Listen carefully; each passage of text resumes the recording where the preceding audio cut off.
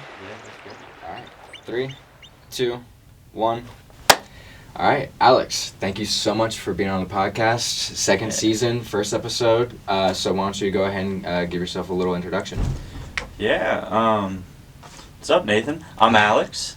I grew up just north of Tampa, Nice. and in 2015 I joined the Army, and I got out of the active Army in March of 22, and did the Guard for a year, and that was trash. So, so I decided to just get out as a whole and do the college thing, and now I'm here. Hell yeah, awesome. So yeah, let's start at the beginning. So why'd you want to get in the military? Most of my family was in the military. My mom was in the Air Force for 21 years, and then Wow. my dad was in the Army for quite some time, and he still works in the private sector. And Awesome. What did your mom Yeah. do? she was an intelligence analyst for the Oh. Air Force. Yeah. Interesting. So, Interesting. yeah, she actually was part of the initial invasion of Iraq, and we Wow. were deployed to the same region, just like Really? Yeah, just like over a decade apart. Hmm. Yeah, this is How about pretty that? crazy. Yeah. Interesting. So you kind of felt like your parents served, so you're like you wanted to Honestly, serve as well. I was like a horrible teenager. Yeah. And I just didn't want to go to school, and wanted to do the thing, and I had some friends from high school get hurt Mhm. in Afghanistan and whatnot. Just in that time that I was in high school, we had a few people from my area get hurt downrange, and Mm. it got me a little fired up, and like pretty much every man on both sides of my family, and some of the women were in, so it was kind of it's didn't think much into it. Just Yeah, kinda did and it. also like the war was kind of just Yeah. really ramping up, so you had Yeah, some it was in reason. like a weird. I joined in a weird period. It kind of transitioned from fighting in Iraq. Al Qaeda had kind of died down, and Yeah. wasn't really an adversary anymore. And then ISIS, the caliphate, formed, and they took Iraq in like months, and a bunch of Syria and all that, and that really ramped things back up. And Yeah. ISIS got into Afghanistan. That's ISIS-K, and they caused a bunch of issues, and the Taliban started picking back up too in like 2014, 15. And So you said ISIS-K. There's like different kind of yeah, sections of yeah, ISIS. yeah. I think it's like a regional thing. Ah, okay. Um, Interesting. I think they're all kind of what is it? Boko Haram. I don't know if I'm saying it I- right, but yeah, it's I would- it's an ISIS affiliate in Africa. Ah. So it's kind of like the same deal. They kind of have their own operating areas. Okay. With like a common goal for the caliphate or whatever. I didn't you know wanna that. Call it. Yeah. So is like the caliphate what they like worship? The caliphate is like that territory. Oh, okay. Yeah. Gotcha. Yeah, Gotcha. that they basically wanted to conquer this huge part of the world, Mhm. and bring back the caliphate, which was like the Holy Land or Yeah, something like that. yeah. Okay, interesting. a big religious war. Yeah, yeah. So, how was getting deployed to Iraq? I know weird. like not many people get to have that like combat experience. Nowadays, it's a lot less frequent, and I definitely didn't have the stereotypic Middle East deployment to the time frame that I deployed, Mm-hmm. but I also did not have the deployment that like people like your father would have saw, and Yeah. stuff like that. So what'd you see?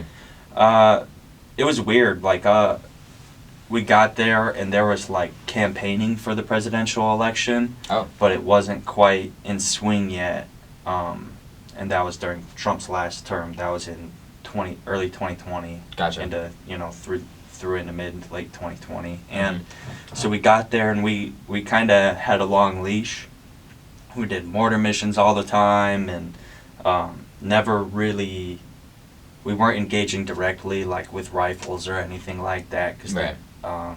we had a pretty large standoff that we maintained, just because like the gravity of what would happen if we went and messed around and got in a firefight like wasn't worth like the consequences of what would come Yeah. afterwards, because like there hadn't been maybe some special operations guys and some Ranger Regiment guys and like a couple small units here and there getting some smaller firefights, aside from the soft guys. But that ripples kind of across, and it was like this really weird animosity where like ISIS wouldn't really attack us. They're just kind of attacking everyone else. Oh. And so what we would do is we would just like annihilate a grid square with mortars and whatever. And then a big thing was ISIS and Hezbollah were trafficking through that region that we were in. So and into 2020 they, as early as like 2015, it started getting documented.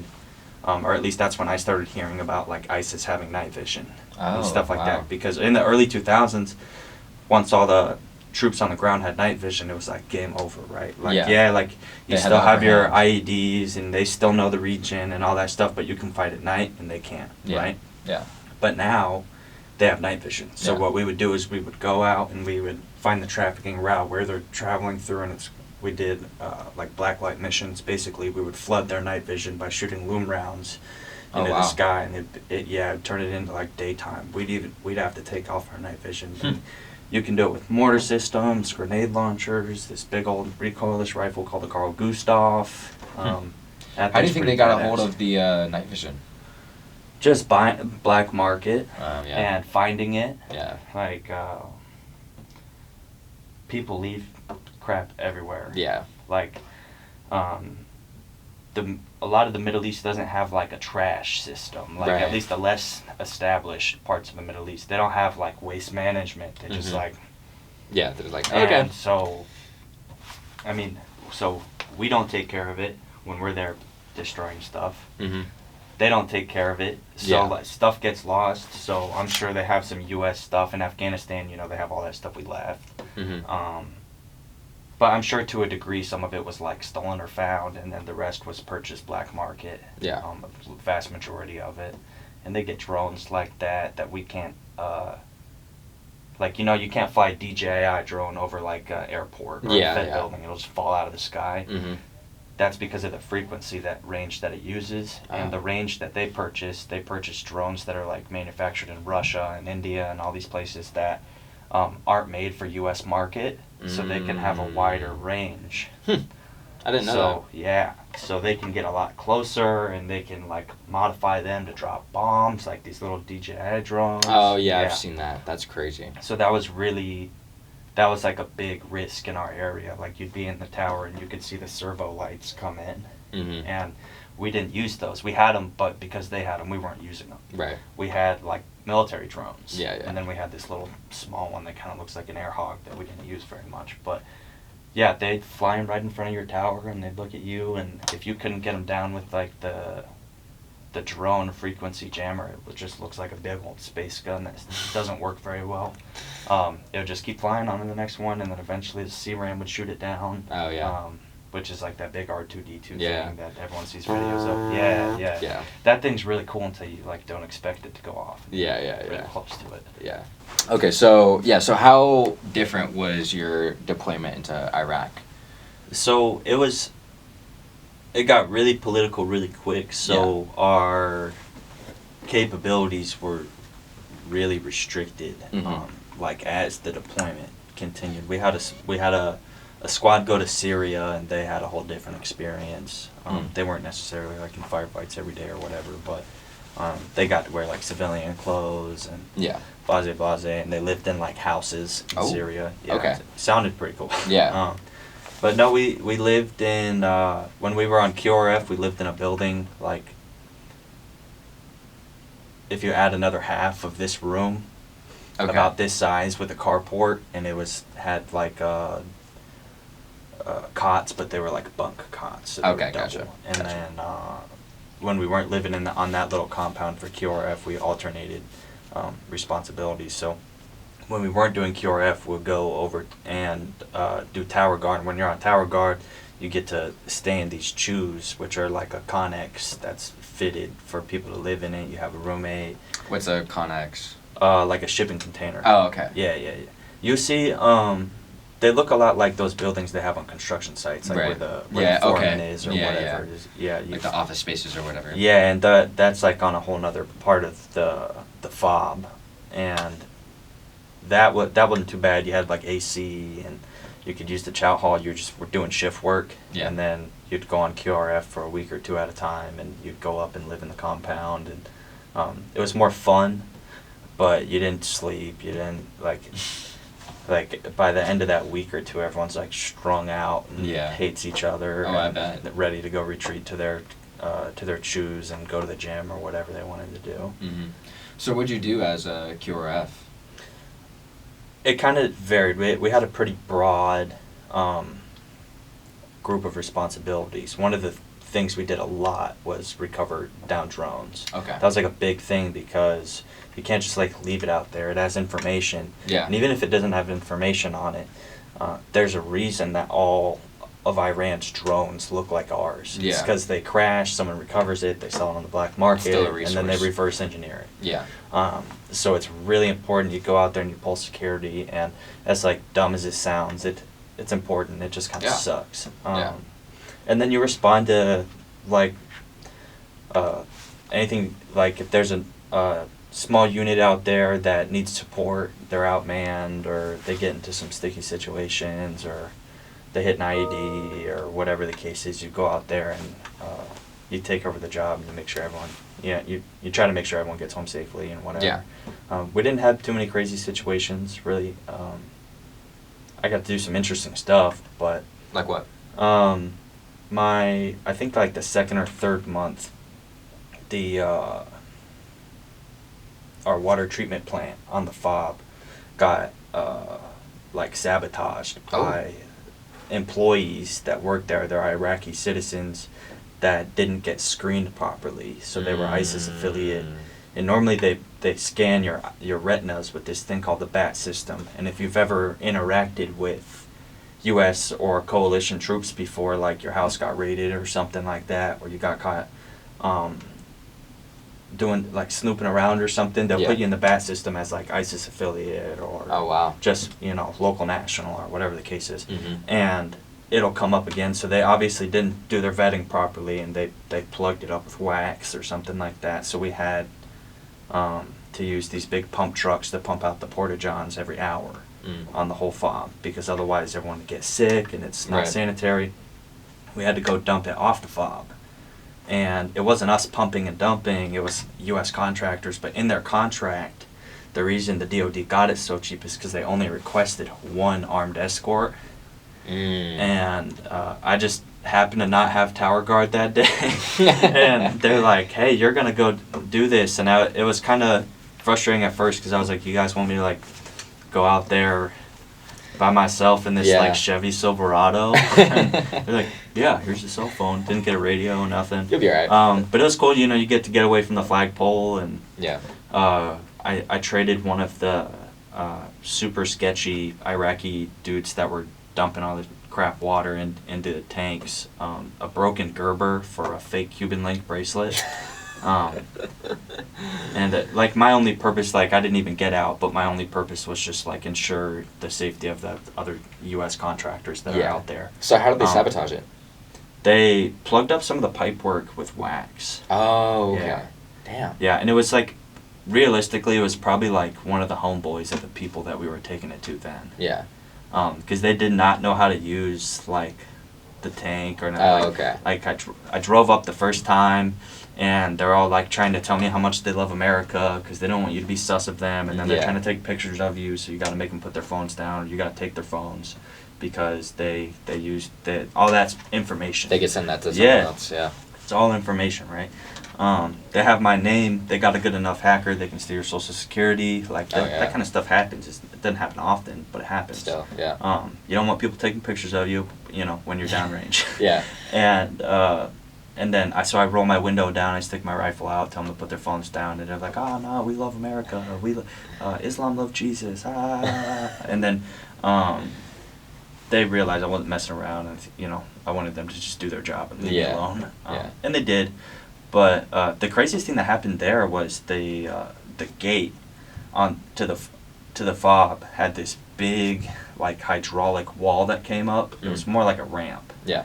And they lowered it for like vehicles coming in that are like approved to go in. So I had to call the line and call in, and all the trucks were in front of me, and they all went. And the moment my front wheels got on top of that ramp, some private put the ramp back up. Oh. And it ripped the whole front bumper off of what was my first sergeant's truck. Oh man. Yeah. So I had to go explain that. Phew. But that was like it was a cool situation just because it was like a day where that like my only job was to just escort these guys on and off. Yeah. And no one else was bothering me. Nice I little didn't have day. yeah, like you know, like I was playing Lil Wayne in the truck and just driving around. It was pretty cool. Nice. Man, it was just a really weird time to I be bet. in the Middle East with how polarized the U.S. was with that election. Yeah. And with COVID and all that. It was very odd. So you had to deal with COVID while you were overseas? Not really in Iraq. Iraq, the battlefield commander tried to tell us we had to wear masks, and Everyone was we just like, kind of yeah, just yeah. told them to no. And then in Kuwait, though, if you were inside a building and you're not eating, you had to wear a mask. Like you go to Kuwait before you go into countries. So Gotcha. And you go to Kuwait before you go back to the U.S. So, Kuwait, there were still COVID restrictions, but it was a lot lighter because everyone gets quarantined. When you go on that base, you get quarantined for 2 weeks. Mm-hmm. When you're coming from country or going there during COVID, when you go to Camp Buring or Arif John. And but it was really weird because in Kuwait and Iraq, like it was, you never really heard, no one really got sick. It was like a joke, you know, haha, everyone puts their mask on. And then I come back to the U.S. and it's like, it's crazy. It was worse. It was crazy. The pandemonium of it was worse than when I left. Really? Because I left and COVID had already started. But by yeah. the time I got there was like so much more madness and mandates. Oh, yeah. And so like. I mean, like the first like it had month, just gone so far. Yeah, the first month of it was just like, oh, whatever, and then like, you know, after at least like 2 or 3 weeks, people were like, oh, this is like actually crazy. Oh yeah, they didn't even let me. They didn't even let my wife pick me up from the airport. What? Yeah. Really? Yeah. So I came back like a couple months before the rest of my company because I was supposed to go to recruiting school, but the Army changed their like just their quota for infantry NCOs going to recruiting school for that fiscal year, and my orders were for the new fiscal year. So they canceled my orders, and I was already in Kuwait, like waiting to go home. So I still, you know, they're not just gonna send you back. They're doing drawbacks anyways because of the election. So I sent me home, and at first they're like, yeah, your wife can pick you up. You can quarantine at your apartment, and then as I'm flying from Kuwait to Germany. Yeah. My wife gets a phone call from my commander's wife, and my commander's wife was just like not a very nice woman. Yeah. She was just very like stereotypic like Lifetime TV show military wife, and she's like, you're not on your way to go pick him up tomorrow, are you? Because she knew that my wife lived full time in Florida, and she was like, well, he needs to quarantine in the barracks. Even though I was married, I already had a house off base, blah blah blah, just because they felt like it. Yeah. And so I found out I landed in Germany, and you know I told her to just still go, and luckily I had some good leaders above me that got me out of the second week of it. Let me just kind of like told me to shoot, but they put me in this barracks room. I get off the plane and you fly in because they were redoing our airfield on base. We flew into the Fayetteville Regional Airport, and everyone else is like families with signs. Yeah. And I'm like waiting on a curb for one of my old team leaders who was getting out of the Army. So he was just kind of doing BS stuff, and he was picking me up and taking me to the barracks, and he felt really bad, and his wife was not the best welcome back. Yeah, and his wife was about to have labor, like any day now, and he's like, hey, let me take you to lunch before they shove you in the barracks for 2 weeks, and I'm like, dude, I appreciate it. So we're on our way to lunch. He gets the call, she's in labor. So he's like, sorry, man, I just got a job. Oh no. So I had to go in the, and they literally like gave me the key, escorted me there, put me in it. And they're like, if you step foot out of this room, you get an Article 15. Like, you're screwed. Dang. And there was no bed sheets. There was no shower curtain. There was no toilet paper. Oh my God. Yeah, and the laundry was broken at I think it was Arifjan that we were leaving from. Mm. So like my laundry was dirty. I hadn't been able to shower in 3 days because of all the traveling. God. And the only thing I can think of is like, I'm gonna, my wife didn't get to pick me up, but I'm gonna get to take a hot shower. Yeah. And there's no shower curtain, there's no towel, there's no bed sheet. At no that point, pillow. we just said screw it. Just I was like so hopped in. mad. Yeah. I was so mad. Luckily, Oh, I I had a bet. friend on rear detachment that brought me a whole bunch of stuff. Oh, nice. But I had to pay for all of it. Like, you had to pay for it? yeah, because only people that lived in the barracks were supposed to be allowed to, or we're supposed to have to quarantine in the barracks. Yeah. Like, if you're married or you have a place off base, you can quarantine there. But because it was an apartment that I shared with someone, and we hadn't added my name to the lease yet, but the place, like, knew, and it was like I lived there, that was, like, their loophole to put me up in the barracks. They were, like, looking through the fine print. They're like, nah, he's going to the barracks. That's so annoying. Yeah, it was trash. I watched all of Mayans, that motorcycle Oh, gang TV yeah, show. I kinda watched like, it start to finish, and well, all I ate was like Chick-fil-A and pizza rolls. It's like based off of the Sons of Anarchy. Sons of Anarchy. Yeah. That's what it is. Yeah. All right. So, kind of carved it back into the right direction. Yeah. So you said you're a QRF. Did you like just jump right into that position as QRF, or Yeah, you show up and the other unit is still there for like a week or two while you are the people Okay. you're replacing. And you were an infantryman. Yeah. I was Gotcha. in the 82nd Airborne. Gotcha. And what happens is you kind of just follow them around and shadow them, kind of like you're new at any job. Like when a new waitress is, you get two waitresses because Yeah. the same deal. And slowly they pull their, responsibilities back and hand them over to you. Okay. And Cool. that was, we were taking them over from a unit in Alaska. Interesting. And they had been there for like 11 months because of between when Iran missile attacked that FOB and then COVID. So they were Yeah. like done. We got there and they didn't care. They didn't tell us nothing. Yeah, it was supposed to be a trying to get out of there. good battlefield handoff. No, they were just like, oh, you're here. Have fun. All the trucks were broken. The Man. building was destroyed. It was horrible. And every time we tried to get them to help us, they were like, oh. Like, I get it, but like, come on, man. Yeah. So what are some other jobs that you did while you were in the military? The last year I was in the Army, I was in charge of the battalion arms room, and I was a platoon sergeant in the headquarters company. Nice. Which was a really good opportunity because I was too broken to stay on the line and keep doing infantry stuff. My back was too messed up, and I was starting to have a lot of brain injury symptoms. And luckily, a platoon leader that was in the line platoon with me was actually the XO at the HHC company. And me and him were talking about how I was like so ready to be off the line, like my body can't do it anymore. And like the next day, like I got pulled up there. Wow. And that worked out. It really improved my mental health. The last year I was in the Army because I wasn't in the field. Yeah. I was under leaders that enabled the lower level leadership to lead. Yeah. So they actually cared about so I your had stuff. leaders that let me do my job, Nice. that helped me do my job, and I had leaders that understood that just because I'm hurt doesn't mean I'm a POS. Like I still went and did my job as hard as I could. Yeah. And I wasn't in a job that needed to be physical, so it was whatever. But that was really cool, so I got to work with people that weren't infantry, and I got to be in charge of them and see how their job was, and like so on and so forth. I was in charge of like supply and operations and stuff like that. Nice. So how did you get injured? So Max Bros are like these armored trucks that are.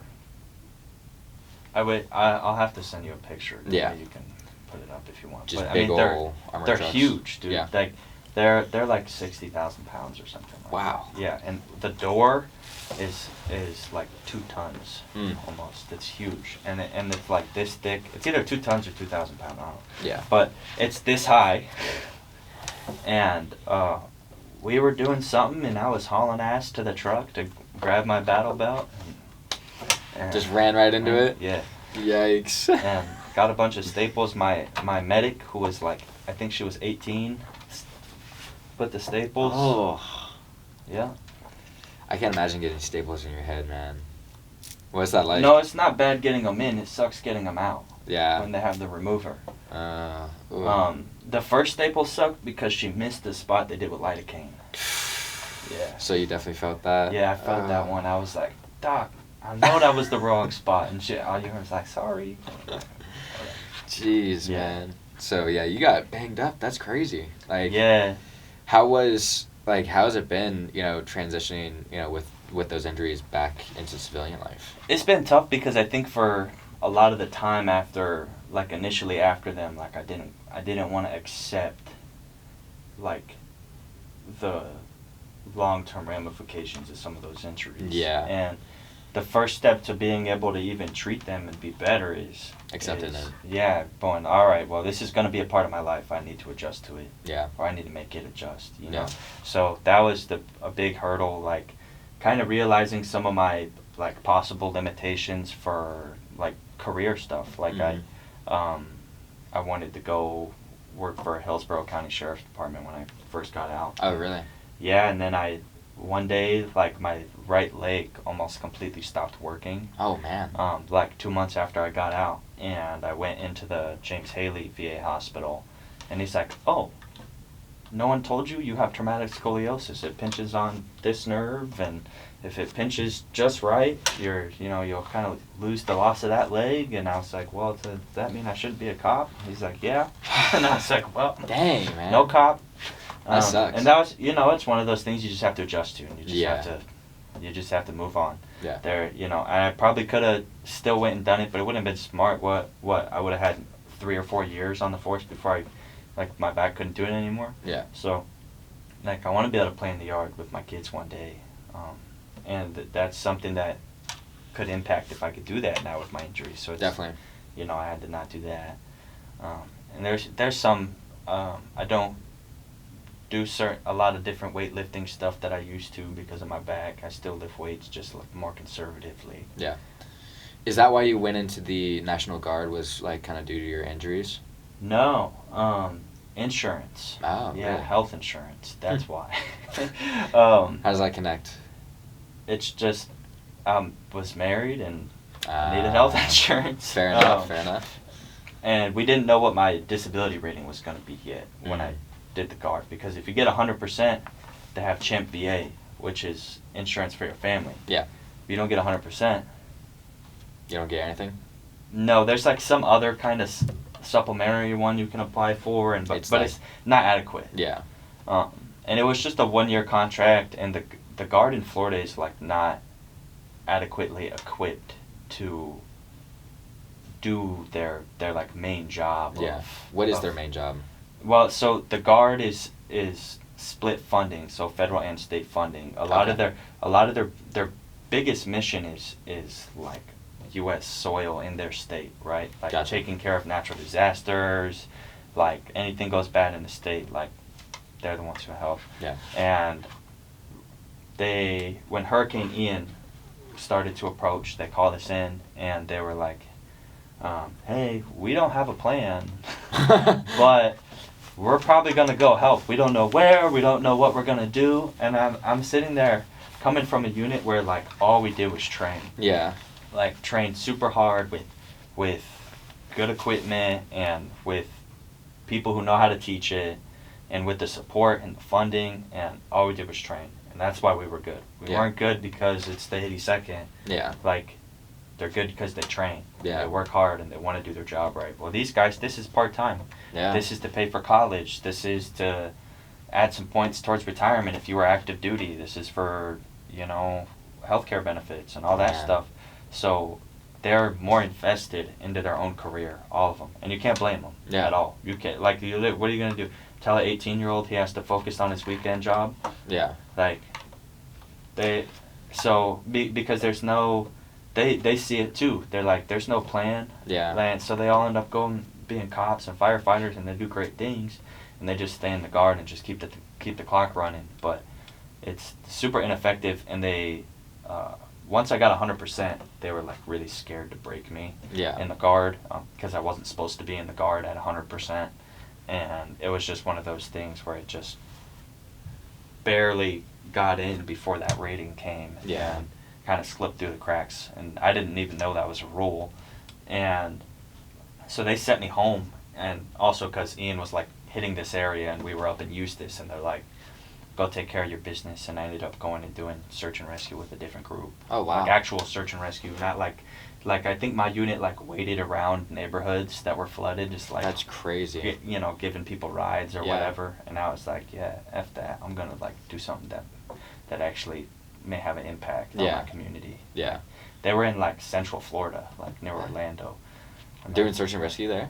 No, they were like driving their truck around in neighborhoods that their yards were flooded and stuff like that, seeing if anybody needed help. Yeah.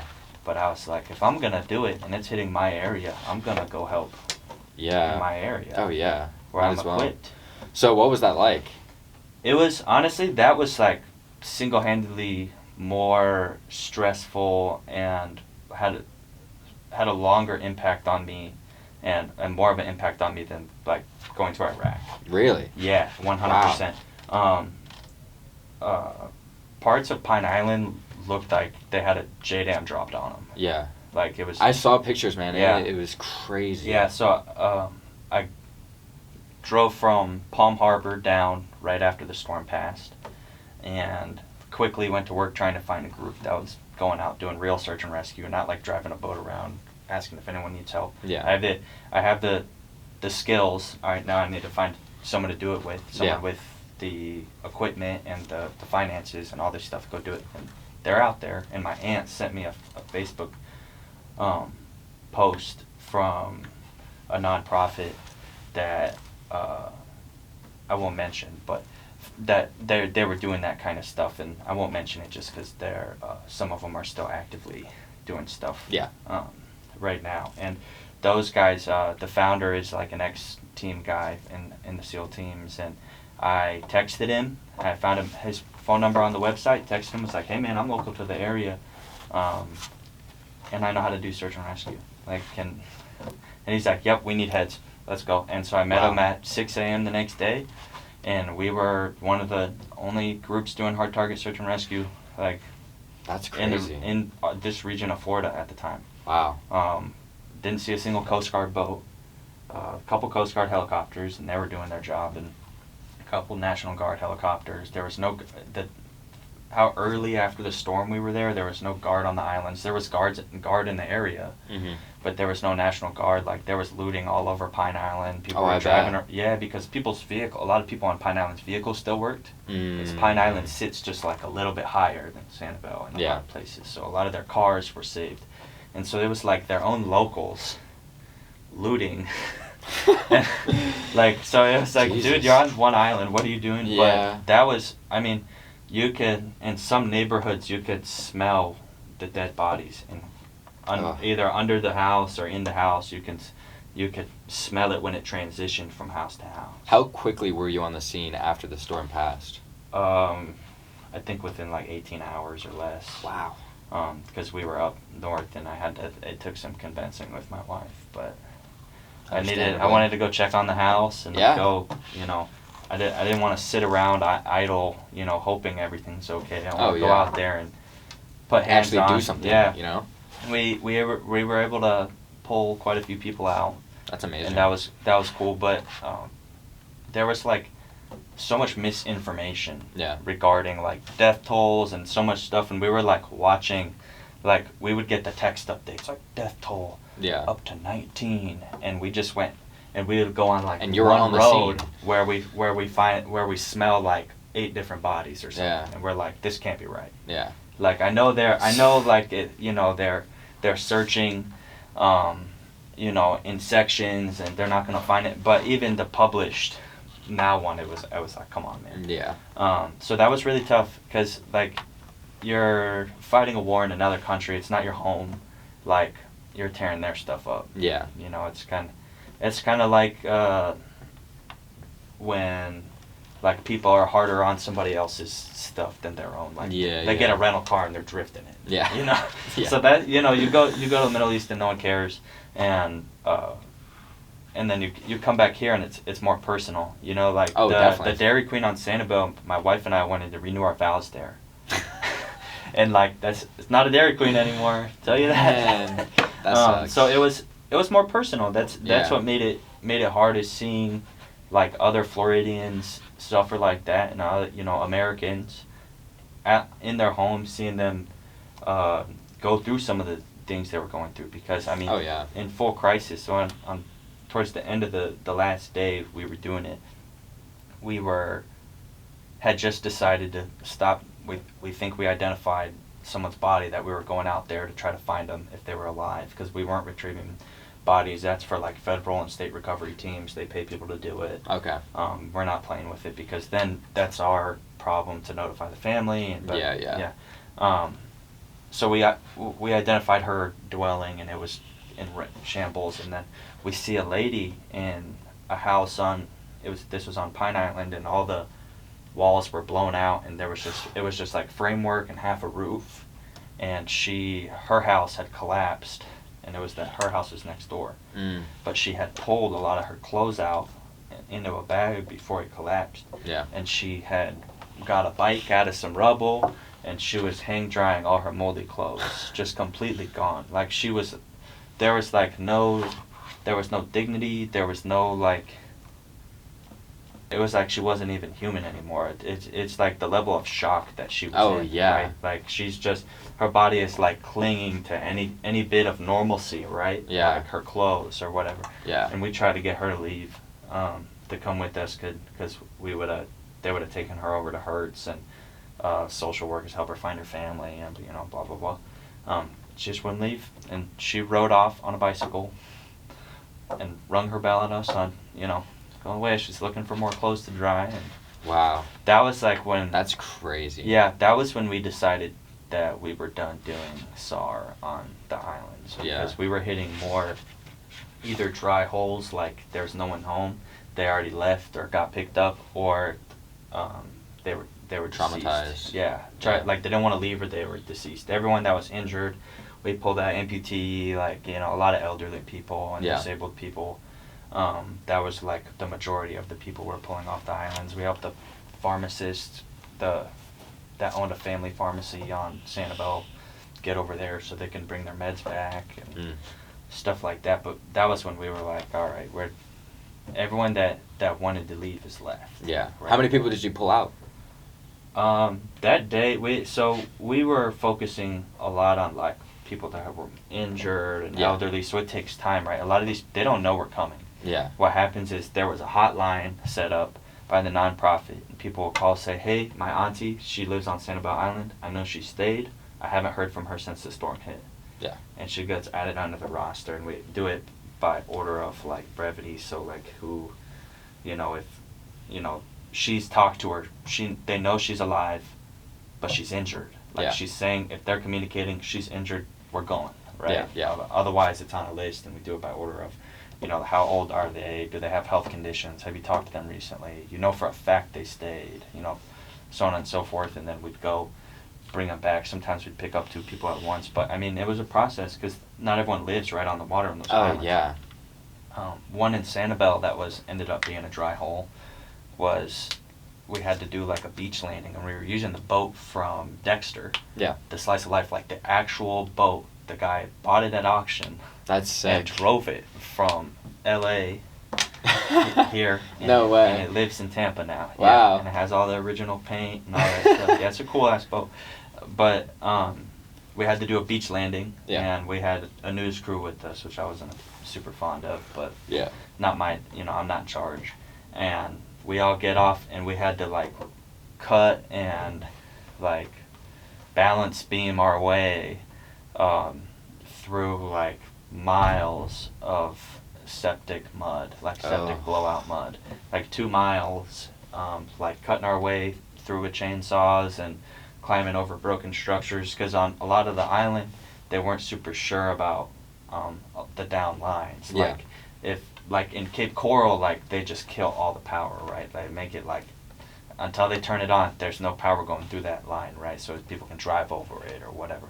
Well, on the island, it's a 1.5 foot thick of mud that's mixed with septic and all kinds of stuff, and their lines are buried. Yeah. So you gotta like walk in the footprints in front of you. Yeah, you gotta be careful. And I just remember the ex-team guy was in the front, and we had our news crew between us. That way we don't lose them. Yeah. And we kept telling the camera guy, like, you need to focus. Yeah. Because he's like pausing and wandering off with his camera, and he's like eating shit, and we're like, if you get hurt, you're the reason we can't go help other people. You need to listen to us. We let you on the boat. You need to listen to us. And he just wouldn't stop. So finally, I yelled at him, and we got to that house, and we didn't want the film crews going in people's homes unless the resident was there to give permission, right? Right. Like, because what happens is we get forcible entry. Like, we ask the family member, like, hey, do we have permission to break into the home to ensure that they're either not there, or if they're deceased, or if they're hiding, because there was a lot of the elderly people really scared of looters. Oh, yeah. So For sure. you know, we found people that just didn't, like, they were scared we were just going to take them away so we could steal their stuff. Yeah. And so we had unjammed a screen door and got their door open, and this guy just tried to, like, bum rush in. And No so way. that was when I was like, all right, dude, like, come on, you, like, and I made him, like, go stand at the base of the house, because it, like, what if that lady was deceased in the living room? Yeah. He just caught it on live. Yeah. Right. He had a live casting camera. So what happens Bad if news. he catch that on live, and family's watching, right? Oh. Then they lost the dignity to be told in person by somebody. Yeah. You know, whatever the case, properly notified respectfully. Yeah. So that was like a big issue we ran into with a lot of the reporters. We had two good teams. The AP guy was really good. He stayed out of our way, and the Getty Images guy was awesome. And then Really? and then a Fox 4 in Tampa. That team, they were like getting their hands dirty with us. Really? They were the first group to go out with us. We pulled an amputee off Pine Island, and his wife didn't want to leave. Mm-hmm. And she didn't feel comfortable talking to us because we were all like a bunch of big dudes, and we were armed and all that kind of stuff. Because there was looters. We weren't about to get shot because someone thought we were looters. Yeah. So the filmer and the actual anchor lady, they like pulled her aside and they talked to her, and they, like, you know, leveled with her about it. Like, look, you're not gonna have power for a long time. Like, you're not gonna have these resources. The bridge isn't back up. You're not gonna be able to just come to and from when the bridge is up. And so they finally came and left. But like, they needed to leave. Their house was okay, but their dog had a stroke in the front yard right when we walked up. Oh, we had to man. walk a mile from like a spot we could park the boat. And so we were like hauling butt over there, and she wasn't home. She was just driving her car around, Yeah. just going crazy. And the husband's other leg was turning purple. He ran out of heart meds, was like rationing them. Oh. And the dog had it was like, Jeez. just like, they needed to go Yeah. and get help. And their family was already on the way down from New York, and that crew was really, the lady helped me. The wife was like, we'll only leave if you give me the time to grab some stuff and clean out my fridge, Mm-hmm. because it hadn't gotten like gross yet. She put a bunch of ice in the fridge. Yeah. And so I was like, I'll clean out your fridge right now. And I was like, you got trash bags? Let's go. And me and the anchor lady are like shoving our arms in it and just, Ugh. and the lady, she was like kind of hesitant. And I was like, you could just hold the bag. And she's like, I'm already here. Yeah, she was great. I was like, Awesome. You know, like I was like, you could follow us around whenever Yeah, you want. you're 'cause, cool. You're cool. You actually reckon there's a time and a place to, you know, shove a camera in someone's face. Exactly. Right there isn't the time or the place. Yeah. All right. Well, so wrapping it up a little bit. So let's talk about how you found how you came here to FGCU. Oh, my wife went here. I'm a legacy. Awesome.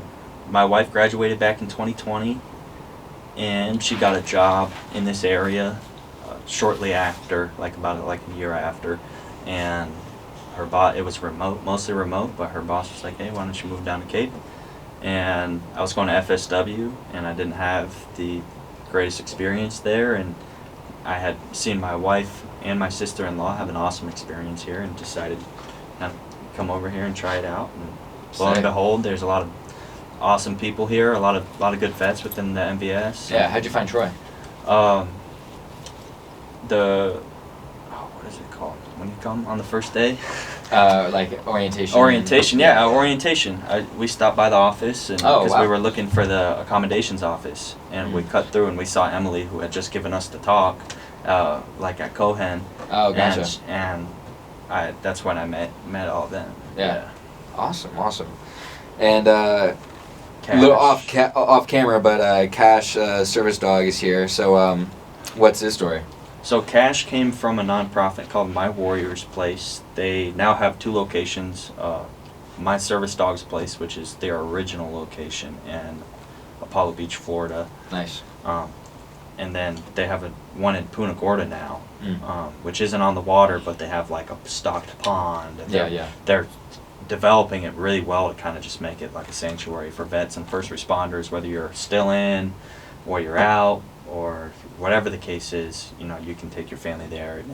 And, if you can't afford it and you need to get away, like you're in a bad situation, you lose your home or something like that, she normally will house you, and you just gotta like volunteer on property, or you can like rent the trailers that they completely rehab, and they're beautiful for the price of a cheap hotel, and they have a kitchen and they have amenities and stuff. So that's awesome. A young family in the military that doesn't make more than $2,000 a month can go there and take a vacation. Yeah, that'd be perfect. So that's where Cash came from. That great organization, and hopefully we can do some work with them soon. Yeah, I would love to. Yeah. So how's your experience been at FGCU so far? It's pretty good. Yeah. We're, there's growing pains with new programs. We have the SVA is pretty new, and so we just got that new space for MVS and all that stuff, and growing pains. Of course. But other than that, it's amazing. We're surrounded by good people who just want everyone to do well and win. Yeah. Within the SVA. Yeah. Like you and all the other people, and great support system for everyone. Yeah. Because that's all it is they want you to win just as much as you want to win. Yeah, it really is just a big everyone in support there. system. That's all it is. It really is. There's and no further expectations other than like I want you to succeed. Oh yeah. In whatever it is, and that's what's so great about that place. Yeah, and I haven't seen really a military organization kind of this as active and kind of as like supportive, especially with the younger generation, right? Yeah, for sure. I think we have like more active members right now than USF, and they have like thousands of veteran students or something. That's like crazy. that. So we're doing good, and we're gonna try to keep gaining momentum. We have a fishing tournament coming up February 10th. Nice. So keep an eye out for that. Any other deadlines? Any other things coming up? I think that's the big one that I'm doing, but we have the Travis Manion Foundation event here in a couple weeks, where we're going to go help out the VFW, and then the following week we're going to go help out a VFW out at Lake O. Cool. Or near Lake O. So, yeah. Awesome. And I don't think we got anything big going on. We got Stop the Bleed. Yep. JP's doing that. Yes, sir. Shout him out. Yeah. JP. Well, all right. Well, I think that's a wrap. Thank you so much for being on the podcast. Yeah, Great no first episode. And that's a wrap.